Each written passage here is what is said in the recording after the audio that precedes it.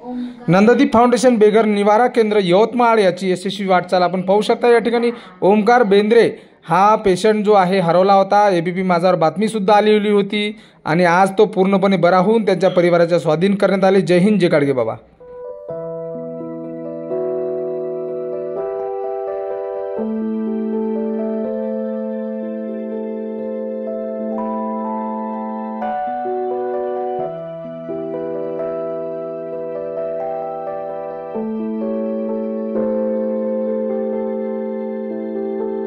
आपल्या 48 वर्षीय मनोरुग्ण भावाला शोधण्यासाठी 63 वर्षीय भाऊ हा नागपूर शहराच्या गल्ल्यानं गल्ल्या फिरत आहे, मंदिरांना मंदिरं फिरत आहे आणि आपल्या मनोरुग्ण भावाचा शोध घेत आहे।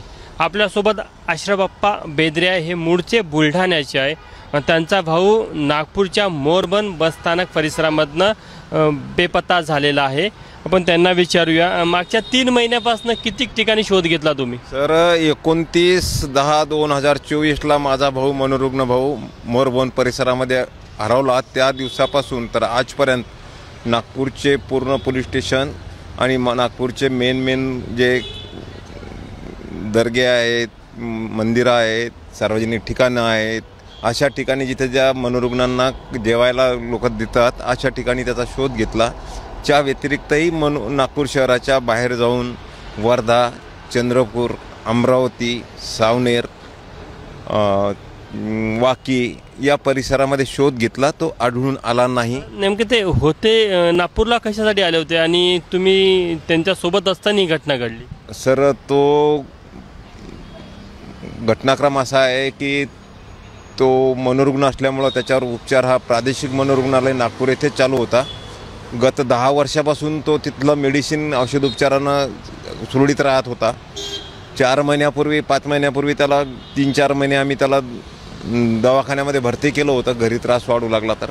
आणि दिवाळीच्या सुट्टीच्या निमित्ताने 29/10ला मी त्याला सुट्टीवर घेतलं। मुलगाही मनोरुग्ण आहे।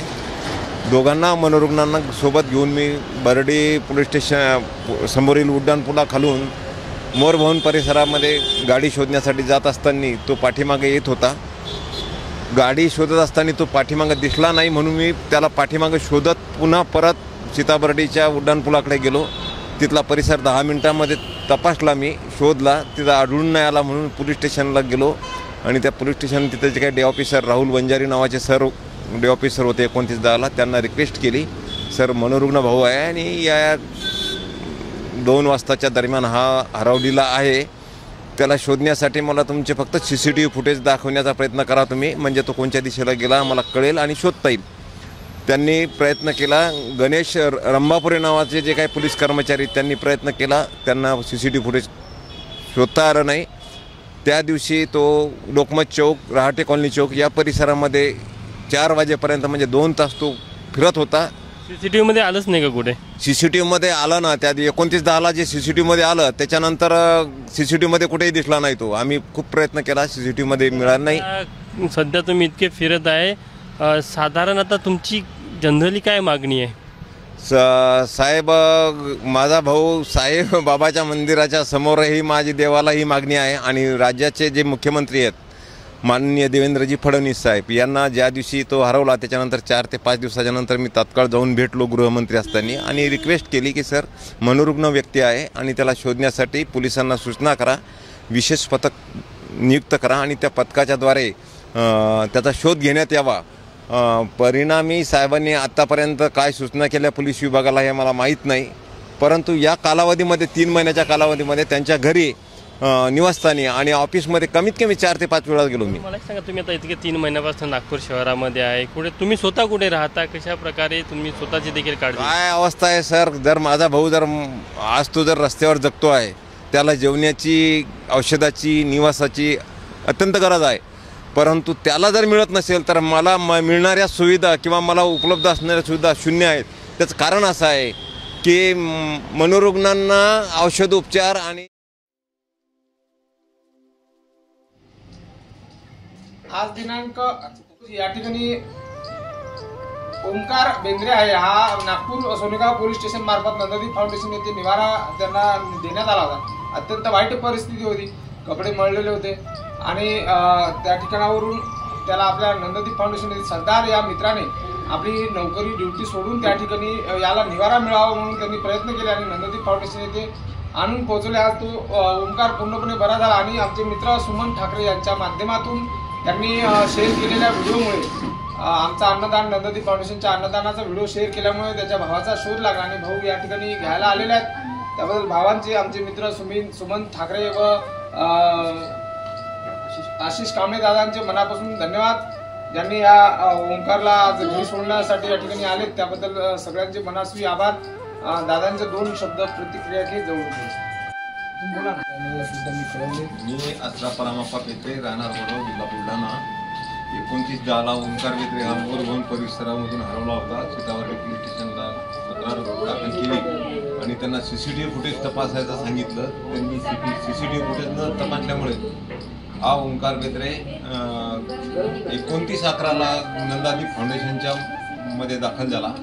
त्याची तब्येत चांगली आहे आणि मी फाउंडेशनचे मनापासून आभार करतो आणि ही मानवी सेवा भविष्यामध्ये वाढत जावं अशी देवाजवळ प्रार्थना करतो.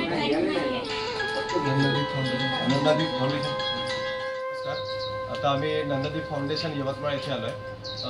गेल्या 6 दिवसापासून 10 फरवरी 2025 पासून जिल्हा विधी सेवा प्राधिकरण नागपूर, पोलीस आयुक्तालय नागपूर आणि TWJ फाउंडेशन नागपूर आम्ही रस्त्यावर भटकणाऱ्या मानसिक रुग्णांसाठी एक मोहीम राबवत आहे. त्यांना त्यांच्या उपचारासाठी प्रादेशिक मनोरुग्णालय दाखल करणे आणि बरे झाल्यानंतर त्यांचे पुनर्वसन करणे. आणि याच निमित्ताच्या अनुषंगाने मध्यंतरी मला दादांचे जे भाऊ आहेत त्यांचा 3 ते 4 दिवसाआधी फोन आला होता की बा असा एक माझा भाऊ आहे, तो मानसिक रुग्ण असून तो भटकलेला आहे, हरवलेला आहे.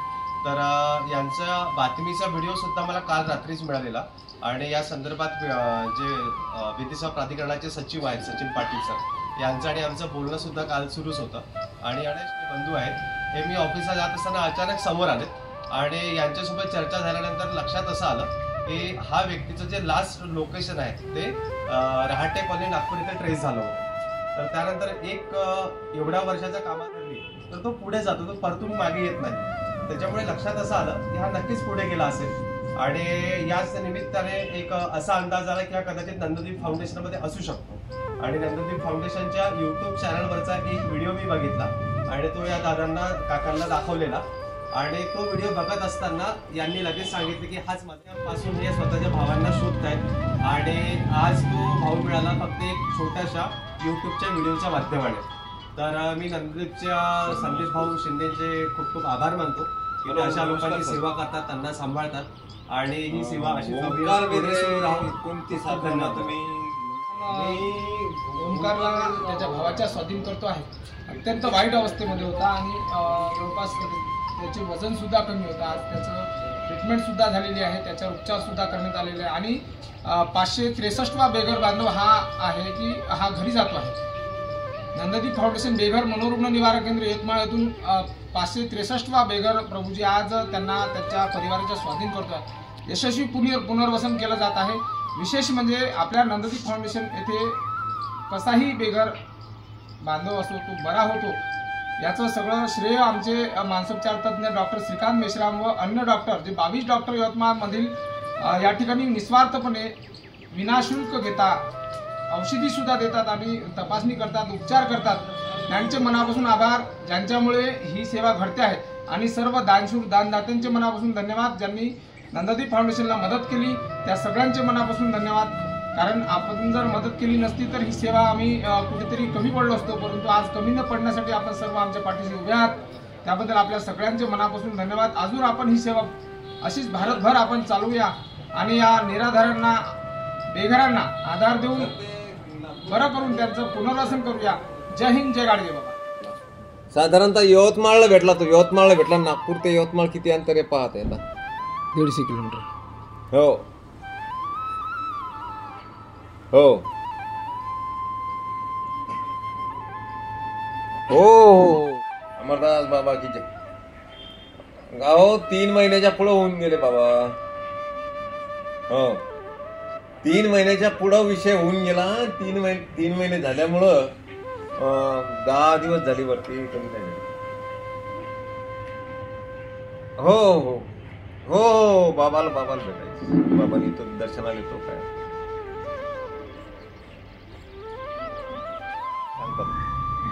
त्यांच्याकडे 2 वेळ गेलो. तर त्यांनी सांगितलं हेगड्या म्हणे 100-150 किलोमीटर अंतरावर येऊन जातो आश्रम पाय म्हणे. पण त्यांनी थोडशा वेगळ्या पद्धतीत सांगतात. ते काही म्हणजे जिथं जेवायची व्यवस्था आहे, असं आहे, देवस्थान आहे, अशा ठिकाणी. आध्यात्मिक माणूस आहे. ही दुसरी घटना आहे माझी. याच्या अगोदर भाऊ हरवला होता, मुलगा हरवला होता, तेव्हा मी सांगितलं मिळते, आणि याला मी सांगितलं मिळते म्हणे. तो काय नाही झालं म्हणजे त्याला चांगल्या पद्धतीमध्ये तुम्ही सुरू केलं. अनेक लोकांचा सहभाग आहे. सकाळपासून संध्याकाळपर्यंत जी माझं फिरती आहे त्या फिरतीमध्ये सकारात्मक विचाराची 100-200 मध्ये एखादा माणूस भेटतो. तसेच सुमन ठाकरे नावाची व्यक्ती भेटली आज, आणि त्यांनी मला सकाळी सोबत घेऊन हा भाऊ मिळेपर्यंत त्यांनी हेच काम केलं, दुसरं काम केलं नाही. आणि या लोकांचे खूप खूप आभार आहेत. मी पुन्हा परत सांगेल किंवा अशा संस्था महाराष्ट्रामध्ये वाढल्या पाहिजेत. महाराष्ट्र शासनानं अशा संस्थांना सहाय्य केलं पाहिजे. त्यालाच समाज कल्याण म्हणता येईल. नाहीतर मग ते स्वतःच्या पोटासाठी चालवले समाज कल्याण नाही कामाचे. या अशा लोकांना सहकार्य झालं पाहिजे की जे रस्त्यावर फिरतात, त्यांना औषध उपचार झाला पाहिजे. त्यांना त्यांच्या पुनर्वसनासाठी अशा लोकांना पाठबळ दिलं पाहिजे. विनंती राहील की सध्याचं महाराष्ट्रातलं जे गव्हर्नमेंट आहे लोक कल्याणकारी आहे, आणि त्या कल्याणकार्याचा पुरावा म्हणून अशा संस्थांना सहकार्य मिळालं पाहिजे. एवढंच बोलायला मला काही अडचण नाही. आणि मनमोकळेप्रमाणे म्हणतो किंवा यांनी आणला सांभाळला, खूप चांगली गोष्ट झाली. फक्त पोलीस स्टेशन सोनेगाव यांनी याची नोंद नागपूर शहर पोलिसांना द्यायला पाहिजे होती, म्हणजे सीताबर्डीच्या पोलिसांना द्यायला पाहिजे होती. किंवा तो आम्ही नंदादीप फाउंडेशन यवतमाळच्या हवाली इथून एक व्यवहाराचं मनोरुग्ण केलेला आहे. तुमचं असेल तर शोधा आणि तुम्ही घरी येऊन जा. 3 महिने आमची धावपळ झाली नसते. दुःख आहे की पोलिसांना का सहकार्य केलं नाही म्हणून.